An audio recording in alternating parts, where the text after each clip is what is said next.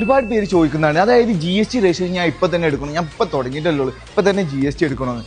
അതായത് നിങ്ങളുടെ ബിസിനസ്സിനെ ആസ്പെക്ട് ചെയ്തിരിക്കും നിങ്ങൾ GST ഇപ്പോൾ എടുക്കണോ വേണ്ടതെന്ന്. അതായത് ഗവൺമെൻറ് റൂൾ പ്രകാരം നിങ്ങളൊരു സർവീസ് സെക്ടറിലാണ് നിങ്ങളുടെ ബിസിനസ് എന്നുണ്ടെങ്കിൽ 20 lakh എബോവ് ടേൺ ഓവർ ഉണ്ടെങ്കിൽ മാത്രം GST രജിസ്ട്രേഷൻ എടുത്താൽ മതി.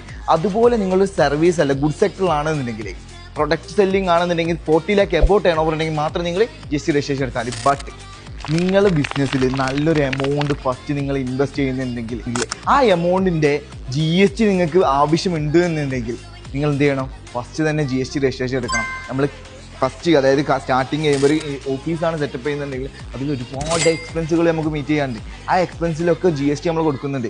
വലിയ സെറ്റപ്പിലൊക്കെ ഓഫീസാണ് നിങ്ങൾ സ്റ്റാർട്ട് ചെയ്യുന്നുണ്ടെങ്കിൽ സ്റ്റാർട്ടിങ് തന്നെ GST രജിസ്ട്രേഷൻ എടുത്താൽ മാത്രമേ എന്ത് ചെയ്യുള്ളൂ അതിൻ്റെ GST ഇൻപുട്ട് നമുക്ക് കിട്ടുള്ളൂ.